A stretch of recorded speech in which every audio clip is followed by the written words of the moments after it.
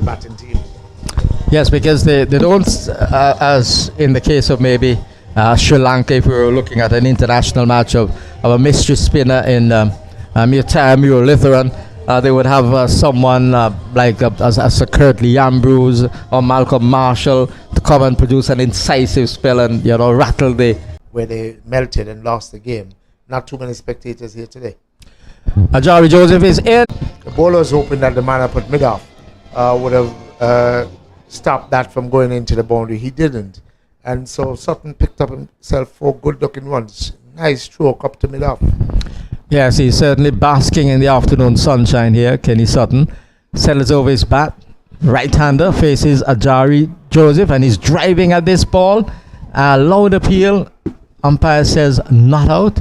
James Trotman, Ajari Joseph has come down to maybe just have even a word, not necessarily a comforting word to Kenny Sutton. But Sutton, I thought he lifted his head on that occasion. It was in complete contrast to what he did to the previous delivery. He was looking to hit that one skywards. He was really looking to hit it in the air somewhere. He really played a poor shot. Ajari Joseph is in and the batsman is defending. Back to the bowler and there is no run. It's nice to see some young batsmen coming through. Let's hope that they'll be able to build on this. I've heard so much about Dimitri Lucas and Kenny Sutton has already shown flashes that he has some ability. Sends over his bat now and here is a ball which is tugged away down to the forward square leg area. The fielder on the boundary comes in. That's a Blair and the batsman crossed for 1, but he wasn't in control. It was a ball of full length, a full toss, and seemed to have been cramped in trying to effect that stroke and did not get the power nor the timing into that, and it was really a tug down to the fielder at square leg. So Sutton got a run for that. Dimitri Lucas is in and strokes it nicely into the offside, goes towards deep cover, and the batsman will get only 1 for that. So the runs are coming primarily in singles now. Michael Dover has departed, and will that impact negatively on the effort of All Saints Fighters? We just have to wait and see. But these 2 young batsmen are showing the inclination to still get on with it. And because they're in such a comfortable position, it's going to take a huge effort from Empire to stall their progress. Yes, certainly, Jack. You mentioned about young fast bowlers on display. We saw 2 open the bowling for the All Saints team when they fielded. And here on display again, we're seeing young Joseph. What I've noticed though with the young fast bowlers that we've seen in this game, they look like good athletes, but their actions are totally mixed. They're all over the place with their actions. So it tells me that there's a lot of work to do. I mean, we're coming off no cricket for the last 1.5 years, 2 years with respect to COVID. And so I'm sure the relevant coaches will have some work to do. I've seen a lot of remedial work to be done out of these fast bowlers here today. Scott is in and it's defensively played. And we know the importance of having the right action, of having the right approach to the wicket and so on, the economy of movement, etc. All those elements go into producing the goods. And as you said, let's hope that the coaches will get hold of them. And they would get hold of the coaches as well, because it's a relationship really. And that they would be inclined to learn and try to develop their skill. A 5th wicket has gone down in Grenada, I'm noticing here. 80 for 5. So they're still trailing and half the England batsmen have been dismissed. Oh, so that's trouble there for England. London Bridge is falling down, Zora. Joseph picked up his first wicket in this, and he's picking up with the Bairstow, so he's had Bairstow twice in this game.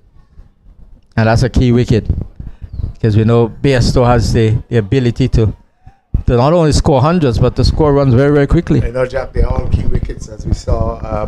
We've seen in this test, the latter half of the batting and both innings, really has got this game to where it is at the moment. Right, so every wicket counts. A defensive prod from Kenny Sutton to the leg spin of Kenrick Scott. No run, trickles out towards straightish mid wicket. Score is kept on 133 for 2. Then what do you see here as we watch that shot punch through the offside over the head of the man at short extra cover? That was a shot there by Sutton. But just to get to talk about the test match for a little bit, we're in the 3rd innings, and on every occasion in each innings we have seen at least 5 wickets falling before 100 runs on the board. So I'm sure the West Indies would be trying to ensure there's not the resistance of the low order of the England team, as we've seen before. Yes, they'll be making every effort to try and be as committed as they can in every aspect, not to let their guards down, not to be complacent, and to try and push as much as possible, to exert as much pressure as possible on the England batsmen to prevent history from repeating itself. Because we know that cricket is a funny old game, and the West Indies, they've had this tendency of just crumbling. And so if England were to provide another rearguard action, the defensive shot from Dimitri Lucas, just getting the ball away down to the backward square, lumbering after it is Linton Africa, and they managed to get a comfortable single. If the West Indies were to get a score, say 150, to win the test match, we know that in the past they've wilted under pressure. And so the match is not over, as you've been saying, because of the rearguard nature of the law of the batsmen in the match so far, and what they've been able to do. Yeah, they certainly don't want 150. I'm sure that they're hoping, if anything, it's anything under 100. It's 50, 60 runs that they'll have to get. Ball is down the leg side in Grenada. We're having fun here because we're looking at 2 matches.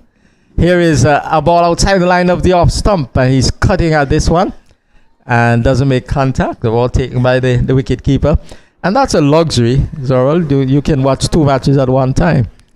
That's the power of technology. Jack, I think there's an opportunity sometime last year. There were 3 test matches on, and I saw photos of people. I'm saying people. I'm not putting my hand up.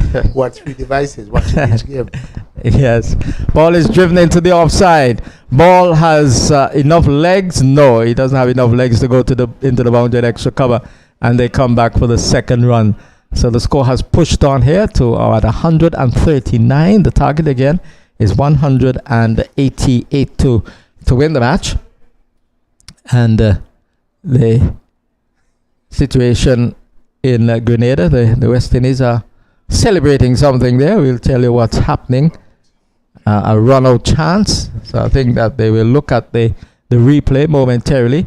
Here at the Coolidge Cricket Grounds, the ball is outside the off stump from Ajari Joseph, and so the West Indies picking up another wicket via the run-out route, and so it's out. So 6 wickets down in Grenada. The West Indies are getting closer and closer to victory. Here is Ajari Joseph, brother of Alzari Joseph, driven nicely by Dimitri Lucas, but goes straight to the fielder at extra cover, and there is no run. Talking about the 3 devices as well, but as soon as you said that, I remember in the days when I remember when the days when cricket was our only source, when radio was the only source of following cricket, that the regional competition will be on, the first class regional championship, and so matches will be playing at 3 venues. At lunchtime, when we were preparing for the sports report, remember we were the voices of the people who could not follow all the matches. So it would be sometimes 2 radio stations able to pick up, and then at the radio station itself now you will try and get the other score from the telex machine, because there was no WhatsApp and all these things, So you would have to now rely on the telex machine to get the score, and then listening to the radio to try and get the score. Sometimes you go to lunch at different times, so as soon as you get a lunch, so you switch to the other radio station, right, to get it. I have 2 radios on both matches, As soon as you said that, I began to think along those lines. This is a defensive shot into the offside to the bowling of Scott, and there is no run. And you're talking about the good old days of AM radio. The good old days of AM radio. Yes, that's how we had to relay the cricket. There was no TV. Ball is hit off the back foot down towards the long on position. Beaks Jory Edwards, and it has gone away for 4. It was short, far too short, and it gave the batsman an opportunity there. That's Kenny Sutton, and he hit it almost a tennis-like shot with a horizontal bat down to long on for 4 runs. Good stroke, and keeping the pressure on Empire Nation. Score pushing on here to 143. 143 it is. Here is Sutton looking for more runs, gets 4 more, hammers it through the straight mid-wicket position for 4 consecutive 4s of the bowling of Scott. 147 for 2. So they're rushing towards the target here. All Saints Pythons, and Empire really having no answer here. These 2 young batsmen are continuing the momentum started by Michael Dover and Tyrone Payne. Certainly, and Sutton looks to be in good touch. He's putting away those short deliveries from Scott. Short and turning, but turning so slowly. Has a lot of time, and he's able to pick his spot. 2 good shots there in the over so far. So they're shining in the afternoon sunshine, these 2 youngsters. And ball is driven back past the bowler. Diving attempt by Scott. Ball eludes him. They'll come back for the second, a chance for a run out. No! Scott misses. And there was, again, a lackadaisical move on the part of even the captain. He should have gone for that ball with both hands. He went for it with one hand. He could not catch it. And he gave Sutton an opportunity to come back. He would have been well short of his ground had that happened. And they would have been able to get another wicket. And who knows, 3 down, you never know. But Scott really made a mess of it. Goes in once more, hit off the back foot through the extra cover region. The deep extra cover having a lot of run to the lads. Blair manages to make the stop, and they come back for the second run. So runs are flowing. 150 coming up. 150 on the board now. 150 for 2 is the score for All Saints Pythons. And the 150 have come off 185 deliveries, 118 minutes, 18 fours and 1 6. And another 4. Another 4 is being added here to the score. So 19 fours have been struck in all in that total now, which is 154. 154 for 2. The overs are going, but they're getting very, very close to this target. We have had, 28 overs completed. So there's still 12 overs to... We have had 30 overs completed, 30 overs gone. So they mean that they need 10, they have 10 overs to come. So the manual scoreboard is a little bit behind, isn't that so? Yes, they're a little bit behind. They've become a little bit tired as the day has gone on, Zorel Bartley. So they're 2 overs behind. In fact, 30 overs have been completed, 10 overs to come, 154. And they're chasing 188 to win. And it seems as if it's a matter of time before the All Saints Pythons secures its 3rd place position in this tournament.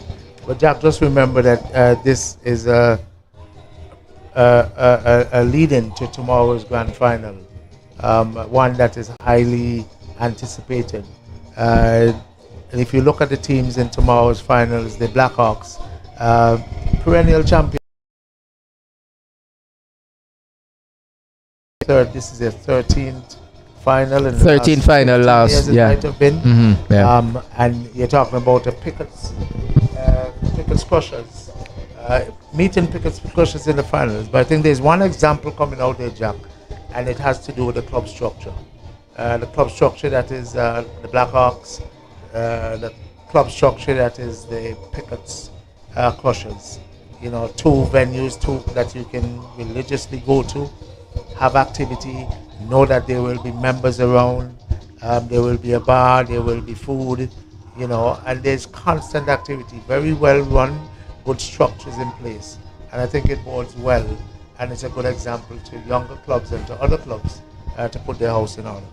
not only the physical structure in terms of the facilities, but they have a structure in terms of an executive, a committee that is responsible for running the affairs of that particular club, and that is also significant. So it's not a case of things happening by chance. Everything is done in terms of having meetings. The executive will say, we're going to do this, we're going to do that. The planning process would take effect, and then the execution. So a very, very worthy point that these two teams, because of that structure, we have them growing year after year, and Liberta, they've been a glaring example of that. This is their 13th final since 2008 in the Super 50 in the Super 40 alone, and they've had successive championships in the two-day format and also in the 2020 format as well. They've done that, they've won that, and so it's an example of what structure can do, of what commitment can do, and so on. So it's a very, very pertinent point that you've raised there with those two teams. And let's hope that for tomorrow's game that we can see the crowds come out. Even if you're not a supporter of either of those teams, I'd love to see the opportunity for the other clubs who have not made it to this part of the finals to come out and celebrate what is best of Antiguan cricket, what is best about local cricket. It has certainly, since last year when they came back on stream after COVID, with Bethesda being the defending champions, the crowd support was phenomenal for that finals up at Bethesda. So let's hope that tomorrow we can see the banks, the grass banks here, filled with spectators, with umbrellas, with coolers, with folks coming out to support Antiguan cricket, Antigua Barbudan cricket. Because at the end of the day, ultimately these are the players that we want to go to the next level, and so it is for us to support at this level, to give them that encouragement to move on, to move forward, to practice their trade, so that they can then present those wares to not only local selectors but to regional selectors. You took that point from my mouth, but that was my very next point. Now we should support these players. Some of them are going to be young players on show here tomorrow, and we need to encourage them, because when we were growing up, we know the impact watching these players had on us, right? Not only playing the game, but also being involved in various aspects of the game. So it was an encouragement. Cricket was part and parcel of our upbringing, you see, and so we need to give the young players in Antigua the support, and one of the ways of doing that is by coming to the final tomorrow here at the College Cricket Grounds. Play will start at 11 with PIC Liberta Blackhawks up against Pickett's Crushers, and it promises to be an intriguing match. Even this afternoon, today's game has a certain amount of intrigue. Now, they're on course to win the match, but we know that cricket is a funny game. So while we sit here and they're 154 for 2 chasing 188, we know that it can change very, very quickly.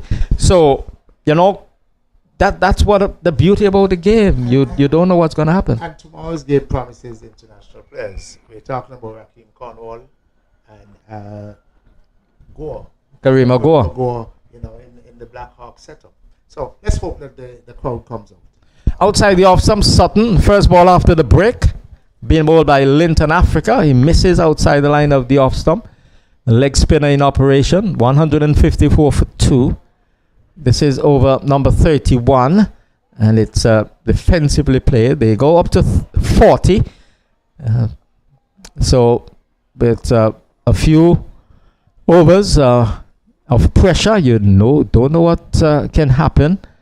Here is he being stumped. Sutton being deceived by the leg spinner, and he was drawn into that stroke. He overcommitted himself, and he was stumped brilliantly by Gary Jubri.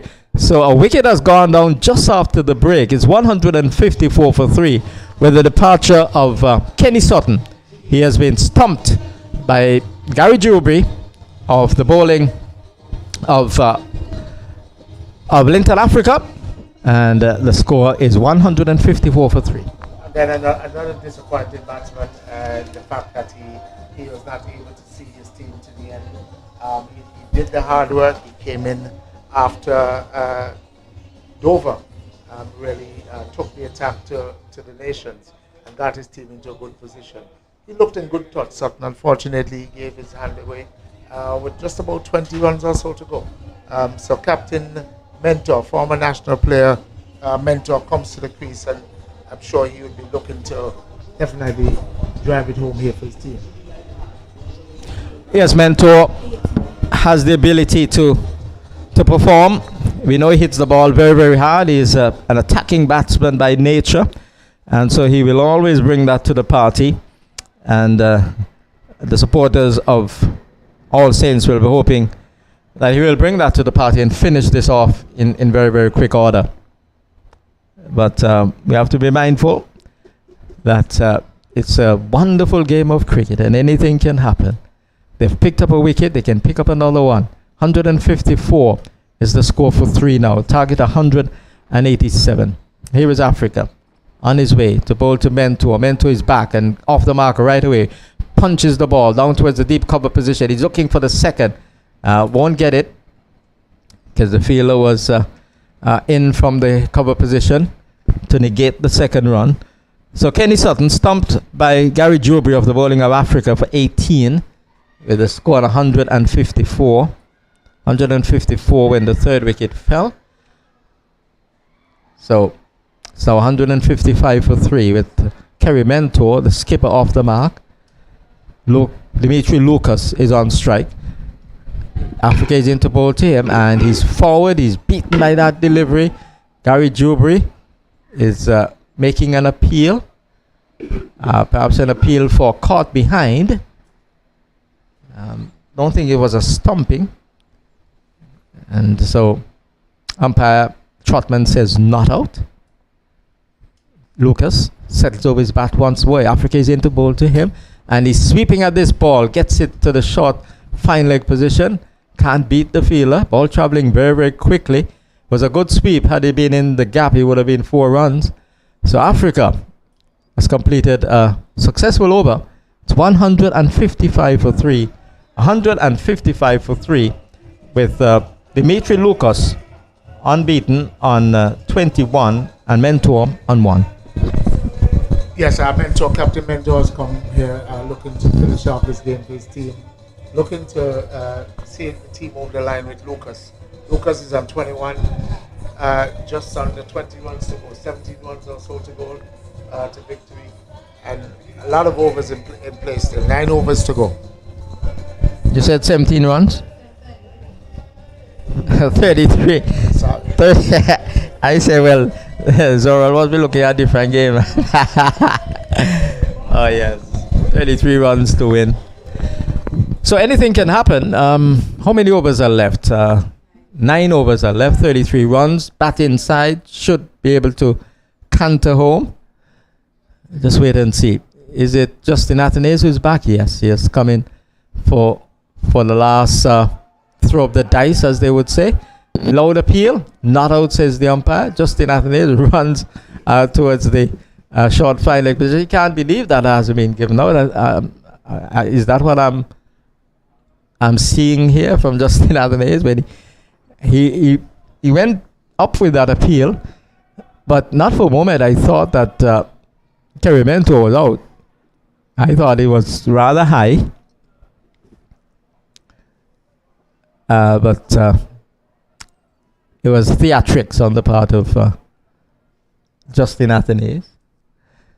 So he comes in just off a few paces. He's in, and the ball is driven into the onside, down towards the deep mid-wicket position. The batsman crossed for 1.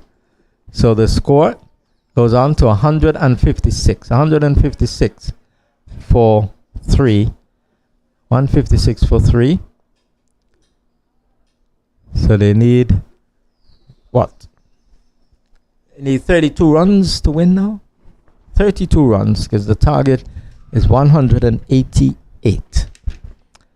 Athanaze played a big role with the bat. Been asked to do something special with the ball here. Defensively played. Ball rolls back towards the bowler.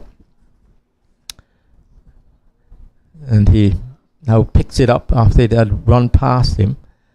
And he's into bowl to the right-handed Dimitri Lucas, and Lucas is defending. Ball goes just a few paces down the pitch and picked up by the bowler, the wicket-keeper Jury, coming forward. So they need to get wickets here to present a problem for All Saints Pythons. Will they be able to get wickets? They've picked up 3 already, and this is shortish. And here is Kerry Mentor scurrying up the pitch looking for a run, but he was not on. Fielder coming in there. That looks to be Clayton Payne coming in from the cover position to pick the ball up. And Kerry Mentor had to scurry back into his crease. So a series of dot balls here. Mentor stands at the non-strikers end. I think he's keen to get the strike as well. Wants Dimitri Lucas to just rotate the strike, but he can't. Another dot ball goes away into the offside. That's the end of the over.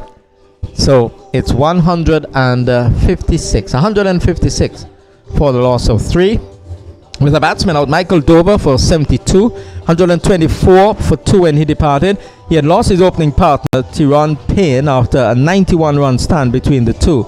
First wicket falling in the 19th over, and Payne departed for 35. Since then, Kenny Sutton has been stumped by Jury of the bowling of Africa for 18, 154 for 3. And it's now 156 for 3. And Africa will continue the attack from the far end. He will have to be Zora Bartley keep taking wickets here for an impression to be made. Yeah, certainly that is honestly at this stage of the game. It can't be containment. There are enough overs to go. They'll have to build up the pressure. If you're going to stack a couple of maiden overs together and then look to put that kind of pressure, that scoreboard pressure on All Saints Pythons. But wickets can certainly do that. 32 runs to get from 8 overs. That's the equation. 32 runs from 8 overs. And Linton Africa about to bowl the 33rd over. And a change to the field. Fielder at that fine leg area has been brought into a mid-wicket position. That's Ajari Joseph. So he's at mid-wicket. In Africa, the leg spinner will bowl with a slip in place. Comes into Mentor. And Mentor is swinging at this ball. Doesn't make contact. Was trying to hit it to Barnes Hill. That's on the village on the western side. Even beyond Powell's. But he missed it. Mentor, immediate aggression. That's his style. Settles over his bat, and he now just allows the ball to come onto the bat and plays quietly into the offside. So from trying to hit a mighty 6 to just defending, no run, 156 for 2, 32 required, 7 overs to come after this one. Here is Africa into bowl to him, and he swings at this ball, gets it away down towards the deep backward square position. Blair is on the boundary, only 1 to Mentor. Wicketkeeper Jubri is unsighted by the setting sun, setting in the west there, and so he had to cover his eyes there, turned his back to the ball, and was eventually backed up by the fielders on the offside. So it's 157 now with that single. Africa is into Lucas, and Lucas is forward. Ball going past the bat into the gloves of wicketkeeper Jubri. So Dimitri Lucas has been defensive for the last few overs. He's now driving into the offside beautifully. That's well timed. Oh, what a... And it's very well fielded. Very well fielded by the fielder running around, and he seemed to have suffered an injury to his foot. Seems to be... he has gone down in a heap. Let's hope it's not a serious injury. He's certainly holding on to his leg there. Let's hope it's not a serious injury. I don't know if his ankle got twisted, but he seems to be in some pain. Seems to be in a lot of pain. Maybe his ankle was twisted as he hit the rope in his attempt to stop that ball. Did stop the ball, but he has sustained an injury. He has It seems as if he came down on the knee, came down quite heavy. So he's rolling and tumbling. That was immediate impact. As we see another wicket falling for England, Jack, 97%. Wow. So it could be over today.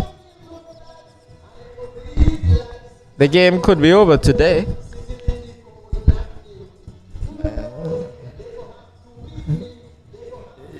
Unless we see another rearguard action by England, we could have a climax of the test match in 3 days. Not sure that we have enough time today, Jack. Just about 5. We never know. I require 3 quick wickets to get it over with. But let's hope that from a West Indian standpoint, let's hope that there is that rearguard action. So, with respect to the cricket, the fielder, not sure of the identity of the fielder who made that save and sustained an injury. He is beyond the rope now, so there will be a substitute fielder for him, and really adding to the woes of Empire Nation after they made that competitive score, 187 in the final, would be in a third place playoff match would be considered a competitive score. It has really gone against them. They were at times very lethargic in the field. They allowed some opportunities to slip. They conceded unnecessary runs, and so it has really gone against them. And now an injury to one of their players. Let's hope it's not a serious injury, and he would be able to recover very, very quickly. So that's the scenario at the moment. It's 159 for 3. They're chasing 188 to win, so the target is now 29 runs to win. 29 runs to win, and win what? They're still in the 33rd over.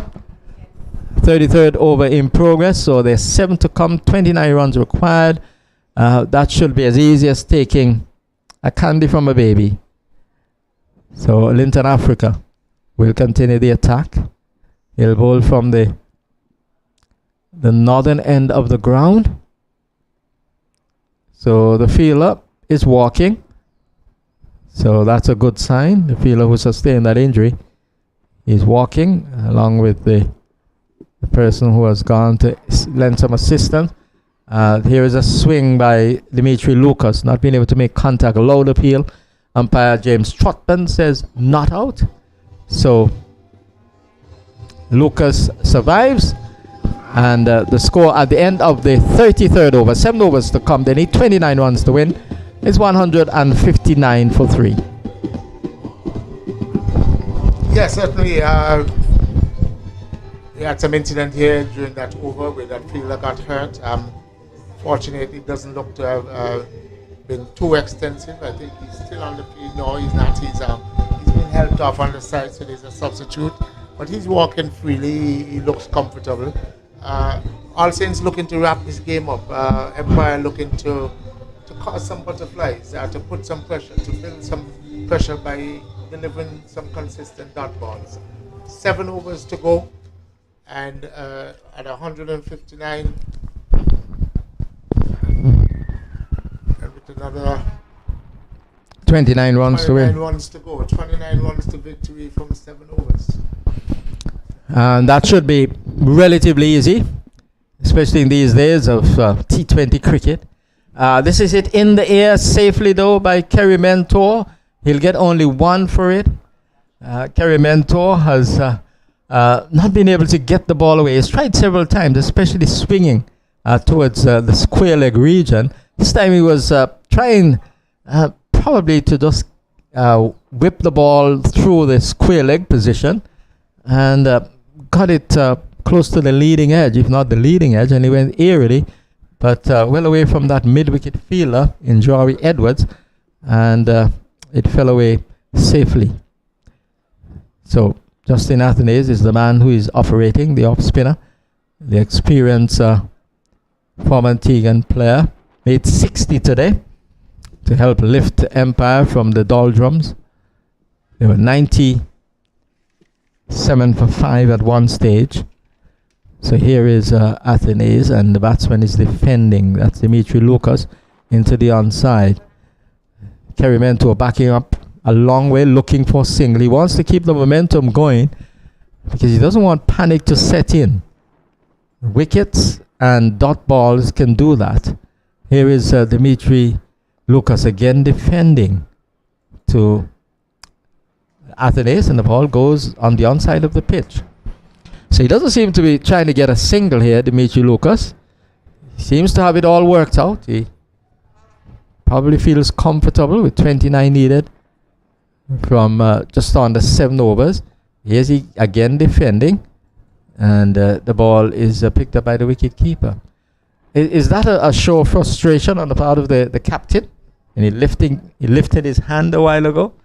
I'm wondering, because Dimitri Lucas should be looking to get a single here and keep the runs flowing, even with singles. Well, he's building the pressure up on himself. By not scoring it, that means that he's going to look for a release shot, and could lose his wicket by doing so. You'll see what happens with this delivery from Athenaeus. It's a quicker delivery, and he's sweeping at this ball, and he gets it away. He has hit it so well, and he's gone for 4. It was a quicker delivery from Justin Athenaeus, and he swept it well. He was quickly onto the shot. He was quickly into the shot, quickly onto the ball, and he swept it forward of square. 4 delightful runs to Dimitri Lucas, and that would certainly release the pressure. And now only 25 runs needed for victory. 24 needed at 164. 24 required for victory. Good shot there. Swept it hard, swept it down, swept it forward of square, and picked up 4 good-looking runs. Well played there by Lucas. So it's 164. Here is Justin Athenaeus. He's into ball to him, and he's defending into the offside. That's the last ball of the over. So we have had 33 overs completed. 34 overs completed. There's 6 overs to come, and the score is 164 for 3. Batsmen out: Dover for 72, Payne for 35, and Sutton for 18. And it should be all over by the shouting not too long from now, as far as All Saints Pythons are concerned. And it will be some consolation for them. They would have been very, very depressed after losing that semi-final match, asking to get 124. And in fact, I remember I was writing a story as Earl Bartley while that match was in progress, and because they were on course for win, I had All Saints in my lead as winning the match. I had to reverse it. Interesting. But they were the front runners in this tournament. They were the leaders for a long portion of this tournament. Yes. Ball is driven into the offside, goes up to the long off position, and they get a single for it. So now 23 needed. The score is 165. 23 needed. This is over number 35 in progress. So 5 overs to come after this one. 23 runs required. Here is Linton Africa. This is tossed up and it's swung away eerily. It falls safely, well ahead of Blair, who comes in from deep backward square. And one more to the score. 22 is a requirement now. 166. Target 188. Linton Africa tosses the ball from hand to hand. Kerry Mentor, the captain, faces him. This is toss up, and Mentor goes in for massive hit, and he has hit it for 6. Hit it over the head of Blair, and he was trying to do that since he came out. Kerry Mentor, he launched himself into that. It was a swing, full face of the bat. Hit it from the middle, and it went soaring over the head of the jumping Blair at backward square. Down over the rope. 6 runs, 172 for 3. Here is Africa. Into ball to Kerry Mentor. And he was swinging against the spin as well. But that's the type of player Kerry Mentor is. He's launching himself into a swing. Goes towards mid-wicket this time. Down to the fielder on the boundary. It looks to be Justin Athenaeus. And the batsman crossed for 1. So it's 173 now. So what, 15 runs needed for victory?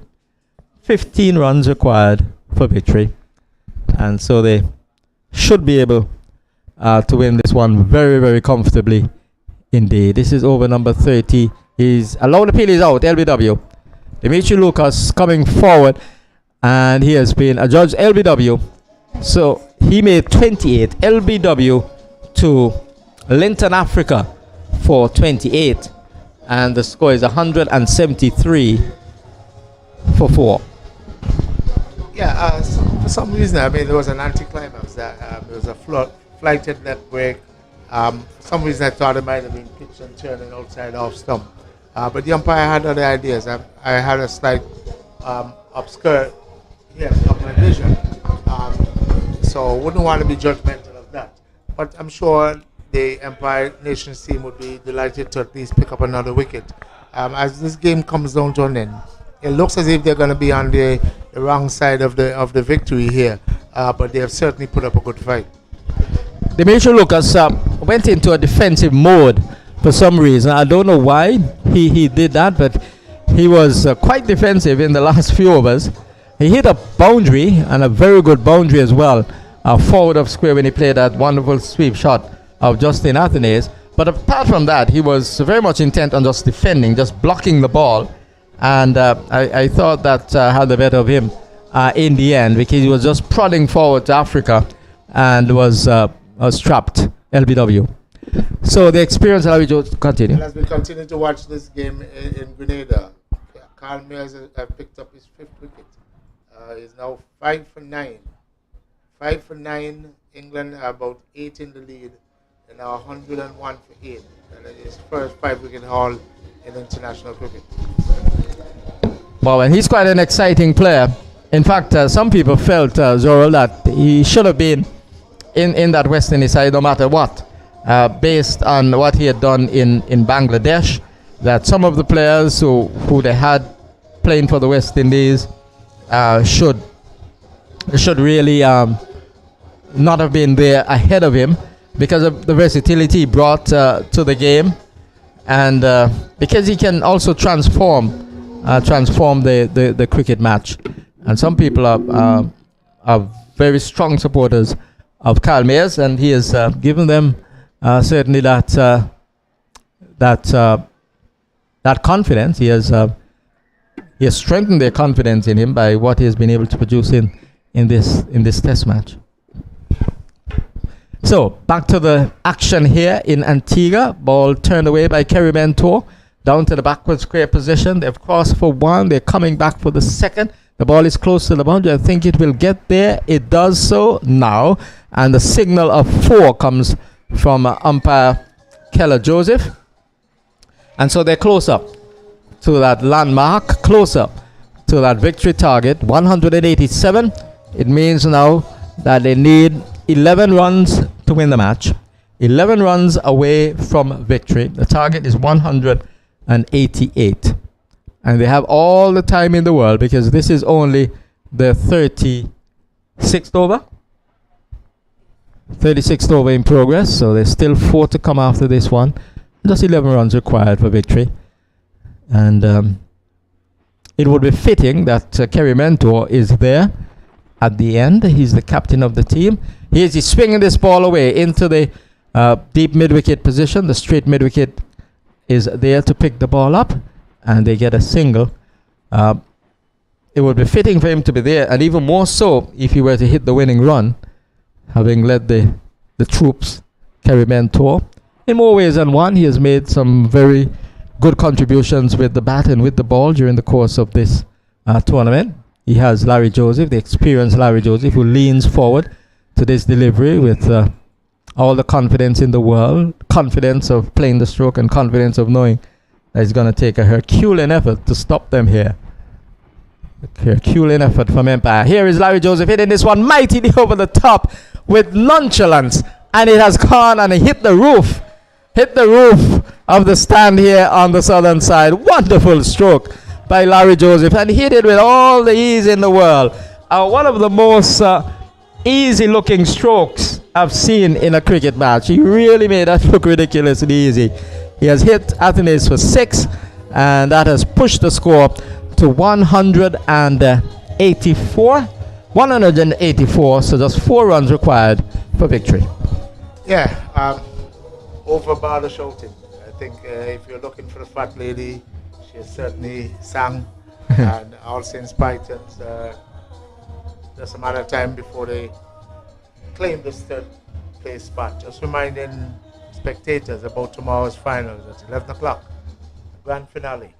PIC Blackhawks versus Pickers Crushers.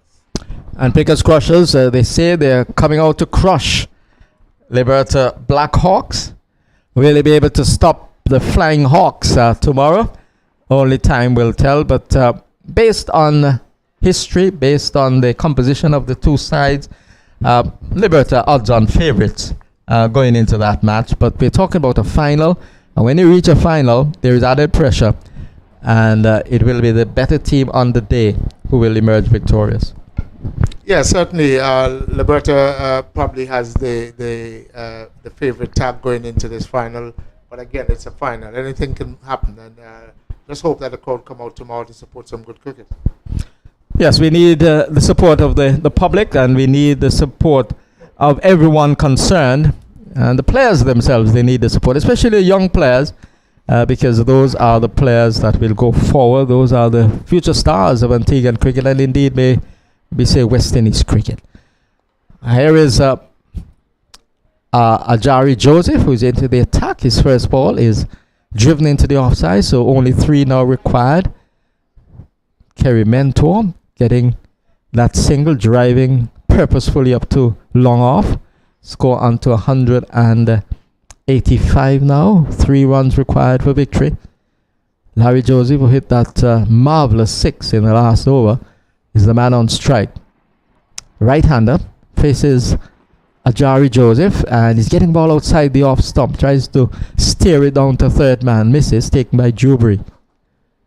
Sunlit conditions continuing here at Coolidge, and the sun is certainly shining on All Saints Pythons. Larry Joseph, without headgear, settles over his bat, and here is Ajari Joseph, medium fast, and he whips this into the onside, and that's the winning hit. The ball will go into the boundary at mid-wicket, and All Saints Pythons have won the third place match in convincing style. They have beaten Empire Nation, and they've beaten them in convincing fashion here this afternoon, reaching 188. 188, in fact, getting beyond that 188 run target with 6 wickets in hand. A massive victory for them, and they're the third place winners of the ABCA Super 40 2022. Congratulations to All Saints Pythons. Congratulations, All Saints Pythons. They certainly deserve this one. They came out this morning at the start of the game and they bowled well. They put some pressure on the Empire Nations team, picked up some early wickets, and they had the momentum from the onset, and they certainly held on to that, having to chase 187, target 188, and they did so with efficiency. The batsmen, led by Dover, played really well, and in the end it was a stroll in the park for All Saints with about 3.5 overs to go. So congratulations to All Saints Pythons. Tough luck to Empire Nation. They're 4th place in this 8-team tournament, and tomorrow the grand final between the Blackhawks and the Pickers Crushers. So at the end of the match, Kerry Mentor unbeaten on 18 and Larry Joseph unbeaten on 10. The two experienced players carrying their side home to victory, and the eventual score being 189. Just getting verification from Christine. 189 was the official score. 189 for 4, and they did that in 30. They did that in 30. How many overs?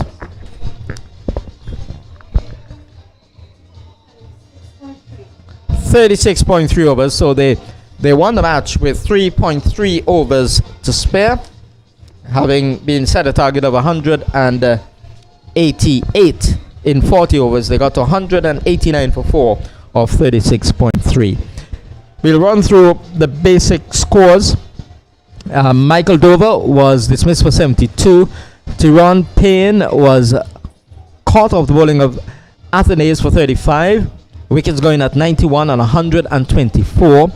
Then Kenny Sutton was stumped by Jubilee of the bowling of Africa for 18, 154 for 3, and 173 for 4. Dimitri Lucas was LBW to Africa for 28. Kerry Mentor not all on 18, and Larry Joseph unbeaten on 10 at the end in that 189 for 4 of 36.3. The bowling for Empire Nation. Clayton Payne, 4 overs, no maidens, none for 25. Osayandi Blair, 3 overs, none for 18. Justin Athenaeus, 7 overs, 1 for 28. Damien Lowenfield, 4 overs, none for 17. Linton Africa, 8 overs, 2 for 36. Javon James, 2 overs for 15 runs. Kenrick Scott, 5 overs, none for 29. And Ajari Joseph, 3.3 overs, 1 for 20. So that's the situation at the Coolidge Cricket Grounds, the home of Cricket West Indies. The third place playoff is done and dusted, as the old saying goes. And so it's a victory for All Saints Pythons by 6 wickets, 189 for 4 of 36.3, in reply to 187 for 8 of 40 overs by the Empire Nation side. The main scorer for Empire, Justin Athenaeus, he made 60. And there were 3 wickets for Malik Marcelin, 3 for 41. So that's the situation here. We will have coverage of the final tomorrow, starting at 11 o'clock here at the Coolidge Cricket Grounds. It will be PIC Liberta Blackhawks against Pickett's Crushers. And the winners of tomorrow's match will lift the trophy in the ABCA Super 40 2022. Join us for coverage. Until then, Jack Matthew, on behalf of Zorel Bartley and the former West Indies leg spinning Anthony Iroots Martin saying goodbye from the Coolidge Cricket Grounds.